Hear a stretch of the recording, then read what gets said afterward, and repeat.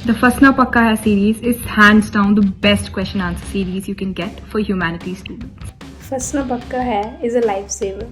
हर सवाल का जवाब फंसना पक्का है, ये नहीं देखा तो क्या देखा। स्वागत है ह्यूमैनिटीज की नंबर 1 क्वेश्चन आंसर सीरीज में। सीधे स्टार्ट करते हैं इस चैप्टर की वीडियो को। सारे क्वेश्चंस हम कवर करेंगे। Describe the development and importance of land transport in India. पहला ही क्वेश्चन आपसे लैंड ट्रांसपोर्ट के बारे में पूछ रहा है। बेसिक इंफॉर्मेशन आपको पता होना चाहिए।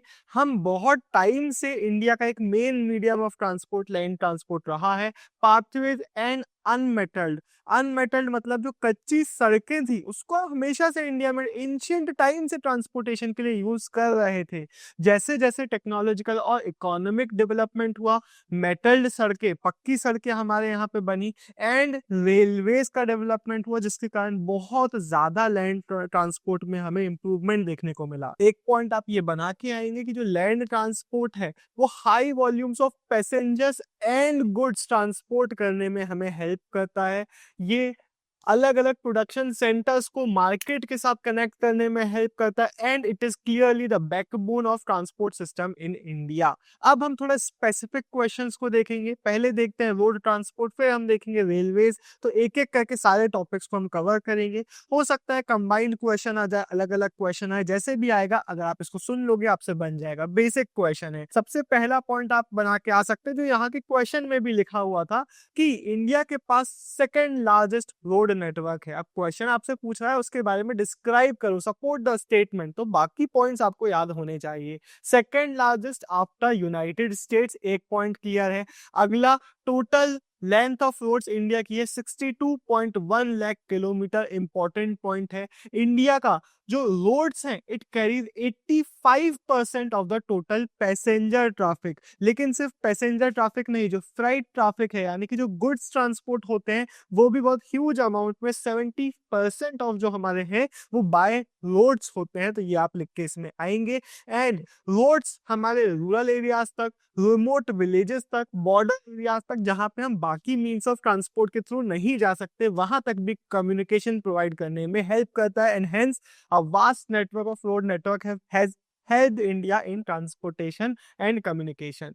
अगला है, how are roads classified in India. अब देखो ये बहुत रिलेटेड टॉपिक है, इसको आप इस रोड नेटवर्क वाले क्वेश्चन में भी ऐड कर सकते हो। तो रोड्स का जब क्वेश्चन आएगा तो ये पूरी अलग अलग जगहों की जो डिटेल्स है उनको आप मेंशन करके आएंगे। यहाँ पे बताया गया 4 कैटेगरीज के बारे में। उसके बाद हम नेशनल हाईवेज को बहुत डिटेल में देखेंगे, सबसे ज्यादा इंपॉर्टेंट है। तो हम on the purpose of construction maintenance road network को हमने क्या किया है, कैटेगरीज में डिवाइड कर दिया है। National highways, state highways, district roads और रूरल रोड्स। अब नेशनल हाईवेज का क्वेश्चन है तो इसको हम अच्छे से देख लेते हैं। नेशनल हाईवेज जो है वो मेन रोड्स है हमारे कंट्री की, जिनका कंस्ट्रक्शन एंड मेंटेनेंस का काम सेंट्रल गवर्नमेंट करती है। ये इंटर स्टेट यानी कि एक स्टेट से दूसरे स्टेट को कनेक्ट करने का काम करते हैं। एंड ये हमारे डिफेंस मैन एंड मटेरियल के ट्रांसपोर्ट के लिए भी बहुत इंपॉर्टेंट होते हैं। जो नेशनल हाईवेज होते हैं वो स्टेट कैपिटल्स को, मेजर सिटीज को, पोर्ट्स, रेलवे जंक्शंस को, स्ट्रेटेजिक एरियाज को कनेक्ट करने में नेशन को हेल्प करते हैं। ये national connectivity and transport efficiency के लिए सबसे ज्यादा इंपॉर्टेंट होते हैं। ये लिख के आप आएंगे। एंड नेशनल हाईवेज को मेंटेन करने का, कंट्रोल करने का काम कौन करता है, national highway authority of India. इसका नेक्स्ट क्वेश्चन हम पूरा का पूरा देखेंगे। अभी के लिए इसी क्वेश्चन के कुछ पॉइंट्स हैं जो यहाँ पे लिखे हुए हैं, जो आप दोनों आंसर्स में यूज कर सकते हैं। इसको ऑपरेशनलाइज्ड मतलब 1995 में जो national highway authority of India था ये काम करना ऑफिशियली चालू किया था। एक ऑटोनोमस बॉडी है under the ministry of surface transport. ये एपेक्स बॉडी है जो हमारे रोड्स की क्वालिटी वगैरह को इंप्रूव करने के लिए काम करती है। तो उसी का क्वेश्चन है, तो 2 पॉइंट आप सेम लिख सकते हैं कि 1995 में इट वाज ऑपरेशनलाइज्ड एंड ये हमारे सरफेस ट्रांसपोर्ट की मिनिस्ट्री के अंडर में है। एंड ये डेवलपमेंट, मेंटेनेंस और operation of national highways in India के लिए रिस्पॉन्सिबल है। याद रखना NHAI। NHAI क्या करता है, अपग्रेड करने का काम, स्ट्रेंथनिंग करने का काम नेशनल हाईवेज को पूरा ओवरसी करता है। तो बेसिकली एनएचआई का एक बहुत इंपॉर्टेंट रोल है, वो हमारी रोड ट्रांसपोर्ट एफिशिएंसी को पूरा प्रमोट करने का, ओवरसी करने का काम करता है। अगला हम देख रहे हैं बॉर्डर रोड्स ऑर्गेनाइजेशन। एक इंपॉर्टेंट टॉपिक है, इसके कुछ पॉइंट्स क्लियर होना चाहिए। बॉर्डर रोड ऑर्गेनाइजेशन क्या करता है? ये मेंटेनेंस ऑफ रोड करता है बॉर्डर एरियाज में। ये डिफेंस प्रिपेयर्डनेस के लिए बहुत इंपॉर्टेंट है, क्योंकि बॉर्डर एरियाज में हमें कम्युनिकेशन अच्छा चाहिए एंड ट्रांसपोर्ट फैसिलिटीज चाहिए, तो हेंस ब्रो उसके लिए है। एंड इट इम्प्रूव एक्सेसिबिलिटी उन एरियाज में जहाँ पे, उन डिफिकल्ट रीजन्स में, रिमोट रीजन्स में जहाँ पे नॉर्मली पहुंचना मुश्किल है, तो हम रोड नेटवर्क के थ्रू वहां पे पहुंचते हैं। अब अगला क्वेश्चन है इंडियन रेलवेज के बारे में। Is one of the longest in the world, support the statement. तो अगर रेलवेज का क्वेश्चन आता है तो पहला पॉइंट यही बना सकते हो कि it is one of the longest in the world and flight यानी गुड्स वगैरह एंड पैसेंजर्स दोनों को ही ट्रांसपोर्ट करने में, मूव करने में हेल्प करता है। इंडिया की इकोनॉमी को बूस्ट करने में बहुत ज्यादा इंपॉर्टेंट रोल प्ले करता है। इंडिया में रेलवेज कब इंट्रोड्यूस हुए थे? एमसीक्यू में भी आएगा, यहाँ पे लिखना ही पड़ेगा 1853, जहां पे पहली जो रेलवे लाइन थी it was constructed from Bombay to Thane. बहुत इंपॉर्टेंट डिटेल। एंड इसने 34 किलोमीटर का डिस्टेंस कवर किया था। इंडियन रेलवे जो है ये लार्जेस्ट गवर्नमेंट अंडरटेकिंग है, इसको आप समझते हैं। ये दिखाता है कि कितना इंपॉर्टेंट एक पार्ट है इंडियन इकोनॉमी के लिए, इंडियन स्ट्रेंथ के लिए। Total length of Indian railway network was 67,956, इसको आप याद रखेंगे, 67,956 किलोमीटर। रेलवेज ईयर बुक 2019-2020 के अकॉर्डिंग। एंड इससे हमें समझ में आता है कि पूरे कंट्री के अक्रॉस हमारा रेलवे लाइंस फैले हुए हैं। अब क्योंकि ये बहुत बड़े साइज का है, इसको हमने एफिशिएंटली मैनेज करने के लिए इसको अलग अलग जोन्स में डिवाइड किया है। एंड 17 पे खतरा इंडिया में 17 जोन्स हैं रेलवे के एडमिनिस्ट्रेशन और मैनेजमेंट के लिए। अगर आप गूगल करेंगे ये नंबर थोड़ा आपको हाई दिखेगा, लेकिन लेटेस्ट एनसीईआरटी के अकॉर्डिंग मैंने इसको डाला हुआ है। 17 एनसीईआरटी में मेंशन है, आप भी 17 पे खतरा ही मेंशन करके आएंगे। इसके बाद इंडियन रेलवेज ने क्या किया है? इंडियन रेलवेज ने एक्सटेंसिव प्रोग्राम्स लॉन्च किए हैं कि जो नैरो गॉज है, हमारे जो मीटर गॉज है, उनको अब हमें ब्रॉड गॉज में कन्वर्ट करना है। अब ब्रॉड गॉज क्या होते हैं? थोड़े हमारे जो सबसे एफिशिएंट है, जो सबसे फास्ट है, जिसमें सबसे ज्यादा वेट एंड पैसेंजर्स को हम ट्रेवल कर सकते हैं। तो हमारा एम ये है कि थ्रू आउट द कंट्री हम ब्रॉड गॉज को ज्यादा से ज्यादा प्रमोट कर सके, ताकि एफिशिएंसी एंड स्पीड एंड हर एक चीज को हम इंप्रूव कर सके। तो ये पॉइंट आप लिख के आएंगे। अगला, स्टीम इंजन को हमने रिप्लेस किया है डीजल एंड इलेक्ट्रिक इंजन से। इससे एफिशिएंसी तो बढ़ती ही बढ़ती है, प्लस एनवायरनमेंट को सपोर्ट भी मिलता है। स्टीम इंजन जिसमें बहुत ज्यादा कोल को बर्न किया जाता है, स्मोक प्रोड्यूस होता है, छू छू हल्ला प्रोड्यूस होता है, which is not good. And hence हमने स्विच किया है डीजल एंड इलेक्ट्रिक पे, which are much faster, less noisier, and hence ये स्विच हमें देखने को मिलता है। रेलवेज जो है वो इंडिया की मासेस के लिए एक बहुत मेजर मीन्स ऑफ ट्रांसपोर्ट है। हालांकि बहुत सारे ऐसे रीजन्स भी है, जैसे कि हिल स्टेट्स, हमारे north eastern state, central parts of India and Rajasthan, in regions में उतना डेंस रेलवे नेटवर्क हमें देखने को नहीं मिलता। वीडियो में आगे बढ़ने से पहले अगर आपको द ट्विन ब्रोस के प्रीमियम नोट्स चाहिए, या फिर आपको चाहिए हमारी लेजेंडरी फसना पक्का है के पीडीएफ, जिसमें आपको सारे इंपॉर्टेंट क्वेश्चंस, पीवाईक्यूज, उनके बोर्ड स्टाइल में आंसर्स मिल जाएंगे, ये दोनों चीजें आपको मिल जाएगी हर एक ह्यूमैनिटीज के मेजर सब्जेक्ट के लिए हमारे द twinbros.in पे, या फिर हमारे एप्लीकेशन से इनको आप एक्सेस कर सकते हैं। लिंक आपको डिस्क्रिप्शन में मिल जाएगा, चेक करना मत भूलना। अब हम बढ़ते हैं वीडियो में आगे। अगला क्वेश्चन है, water transport is an important mode of transport in India, explain with reference to advantage and types. अब वाटरवेज जो है हमारे एक बहुत इंपॉर्टेंट मोड ऑफ ट्रांसपोर्ट है, ऑब्वियसली पैसेंजर्स के लिए भी एंड कार्गो ट्रैफिक के लिए भी। अब क्यों है इतना ज्यादा important? It is the cheapest means of transport, पहला पॉइंट आप याद रखेंगे। दूसरा पॉइंट आप याद रखेंगे, हैवी एंड बल्की मटेरियल के लिए बेस्ट सूटेड है। आप भारी सामान एयरवेज से ट्रांसपोर्ट नहीं कर सकते, आपको आपको वाटरवेज का यूज करना पड़ता है। तो ये आपका एक पॉइंट बनेगा। अब वाटर ट्रांसपोर्ट फ्यूल एफिशिएंट भी है और इको फ्रेंडली भी है। एंड वाटर ट्रांसपोर्ट को हम इनलैंड वाटरवेज और ओशियनिक वाटरवेज में डिवाइड करते हैं। इनलैंड बेसिकली जो हमारे मेनली डोमेस्टिक वाटरवेज है, रिवर्स, कैनाल्स का यूज करके जो होते हैं वो हो गए। ओशियनिक जिसके थ्रू हम मेजरली हमारा फॉरेन ट्रेड ओशन और सीज वगैरह का यूज करके जो करते हैं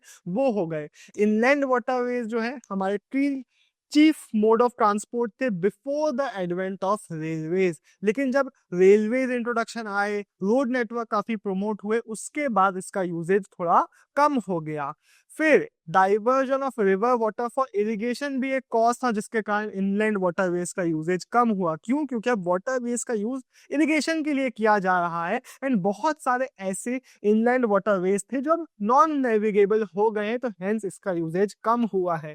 inland waterways authority of India है, इन्होंने 10 इनलैंड वाटरवेज को आइडेंटिफाई किया है विच कुड बी अपग्रेडेड। मतलब इनका हम डेवलपमेंट करके इनको वाटरवेज के लिए यूज कर सकते हैं फ्यूचर में और अच्छी से, लेकिन अभी के लिए इनको आइडेंटिफाई किया गया है, तो ये एक पॉइंट आप लिख के आएंगे। अगला, ओशियनिक रूट्स जो है वो बहुत मेजर रोल प्ले करते हैं इंडिया के ट्रांसपोर्ट सिस्टम्स के लिए। इंडिया का जो कोस्ट लाइन है 7517 किलोमीटर का, इंक्लूडिंग द आइलैंड्स, ये काफी ज्यादा बड़ा है एंड हेंस इंडिया में बहुत सारा जो ट्रांसपोर्ट है वो इन वाटरवेज के थ्रू ही ओवरसीज हम कर रहे होते हैं।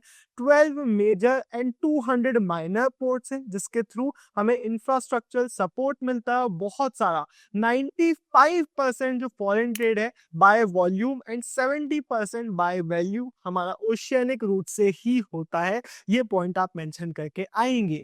Describe the development and significance of air transportation in India. अगला जो है हमारा एयर ट्रांसपोर्ट सबसे ज्यादा फास्टेस्ट होता है। ऑब्वियसली ये पीपल और गुड को बहुत फास्ट स्पीड में दूर दूर के डिस्टेंस तक पहुंचा सकता है एंड टाइम ट्रेवल को रिड्यूस करता है। कब स्टार्ट हुआ? 1911 में, जब इलाहाबाद से नैनी के बीच में हमें ये देखने को मिलता है। लेकिन इसकी जो रियल ग्रोथ थी इंडिया में वो इंडिपेंडेंस के बाद अच्छे से स्टार्ट होती है। अब इसके लिए है एयरपोर्ट अथॉरिटी ऑफ इंडिया, जो 125 एयरपोर्ट्स को मैनेज करती है, सेफ एयर ट्रैफिक को इंश्योर कराने का काम करती है। Air India and private companies जो है वो passengers and cargo services India में प्रोवाइड करते हैं, इंडिया को वर्ल्ड से कनेक्ट करने का काम करती है। पवन हंस इंपॉर्टेंट नाम है, आप याद रखेंगे। हेलीकॉप्टर सर्विसेज ये प्रोवाइड करते हैं हिली एरियाज में, टूरिज्म के लिए भी और पेट्रोलियम सेक्टर के लिए भी। अगला question, explain the importance and network of oil and gas pipelines in India. Pipeline जो है वो बहुत convenient and efficient mode of transport है। ऑब्वियसली ह्यूमंस के लिए नहीं, ट्रांसपोर्टिंग लिक्विड्स एंड गैसेस के लिए। मैंने एक वीडियो देखी थी जिसमें वो पाइप डाल के इंसानों को बिठा के उसमें ट्रेवल करने की बातें कर रहे थे, लेकिन एज ऑफ नाउ जब मैं ये वीडियो बना रहा हूँ आप लिख के आएंगे, लिक्विड्स और गैसेस के लिए इसको हम यूज करते हैं लॉन्ग डिस्टेंस में ट्रेवल कराने के लिए इनको, एंड प्रोडक्शन एरिया से कंजम्पशन सेंटर तक इनको पहुंचाने के लिए हम पाइपलाइंस का डायरेक्टली यूज करते हैं। ऑयल, तेल वाला नहीं, ऑयल इंडिया लिमिटेड वाला ऑयल जो है it is responsible for exploration, production and transportation of crude oil and natural gas in India. अब one of the major achievement जो इस सेक्टर में हमें, इस मोड ऑफ ट्रांसपोर्टेशन में हमें जो देखने को मिला है, उसका एग्जांपल आपको लिख के आना ही पड़ेगा। That was the first cross country pipeline जो 1157 किलोमीटर का था, from Naharkatiya oil field Assam मोहितमार्ग भालपाव टू बरौनी रिफाइनरी बिहार। इस पाइपलाइन को ही लेटर एक्सटेंड कर दिया गया था कानपुर तक भी, increasing the connectivity. Western region में हमने काफी एक्सटेंसिव नेटवर्क ऑफ पाइपलाइन बनाया है। अंकलेश्वर, कोयाली, ये एग्जांपल्स आपको याद करने पड़ेंगे, इनको एक बार अच्छे से सुनो, याद करने के लिए लिख सकते हो। Mumbai high Koyali and Hazira Vijaypur Jagdishpur pipelines, इनके थ्रू हमने काफी ज्यादा ऑयल और क्रूड ऑयल की, गैस की ट्रांसपोर्टेशन को प्रमोट किया है।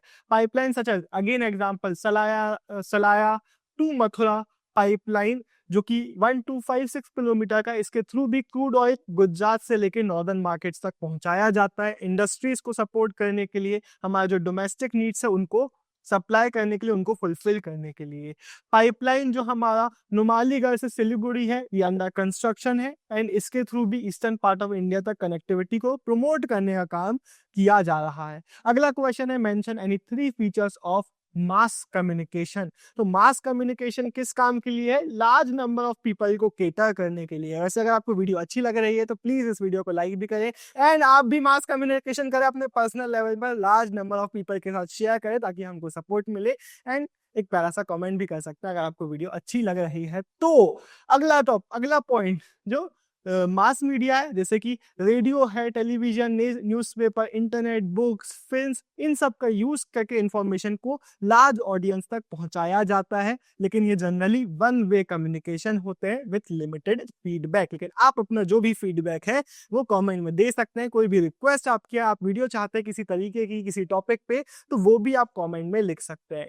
Explain the role and significance of satellite communication in India. तो सैटेलाइट कम्युनिकेशन एक इंपॉर्टेंट रोल प्ले करती है। क्यों करती है? सबसे पहले वाइड एरिया कवरेज होता है। ऐसे बहुत सारे रिमोट एरियाज हैं, रूरल या फिर माउंटेनियस या फिर इनएक्सेसिबल रीजन्स हैं, जहां तक बाकी मीन्स ऑफ कम्युनिकेशन नहीं पहुंच सकते, लेकिन ये पहुंच सकता है। दूसरी चीज, ये बहुत सारे सेक्टर्स को सपोर्ट करने के लिए काम आता है। फॉर एग्जाम्पल, इसके थ्रू हम वेदर फोरकास्टिंग करते हैं, डिजास्टर मैनेजमेंट करते हैं, एजुकेशनल स्कीम्स इसके थ्रू करी जाती हैं, टेलीकम्युनिकेशन, टेलीविजन ब्रॉडकास्टिंग, नेविगेशन, ये सारी जो चीजें हैं वो इसके थ्रू होती हैं। And national integration and development, इसके थ्रू हम इंडिया के अलग अलग पार्ट्स को कनेक्ट कर पाते हैं, जिसके कारण नेशनल इंटीग्रेशन को और इकोनॉमिक एंड सोशल डेवलपमेंट को हम प्रमोट कर पाते हैं।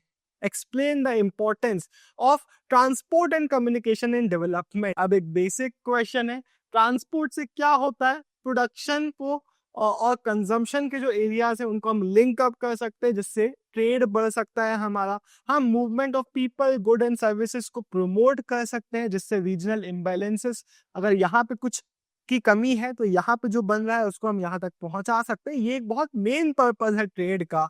कम्युनिकेशन को हम स्ट्रॉन्ग कर सकते हैं, इंफॉर्मेशन, नॉलेज, अवेयरनेस को हम बढ़ा सकते हैं हमारे नेशन में ट्रांसपोर्ट एंड कम्युनिकेशन के थ्रू।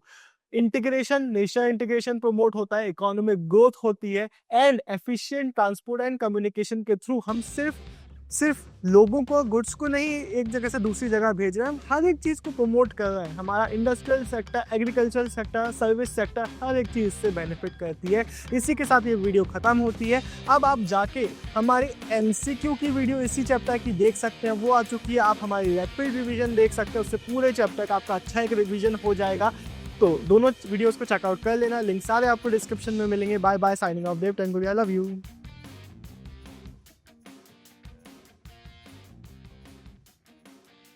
तो अगर अरे हम इसको वाइट करना भूल जाते, तो येलो दिख रहा था क्या? मैं मेरी दोनों सेल्फ हेल्प बुक आपको Amazon, फ्लिपकार्ट पे मिल जाएंगी। डिकोडिंग ह्यूमैनिटीज सिर्फ और सिर्फ ह्यूमैनिटीज वाले बच्चों के लिए।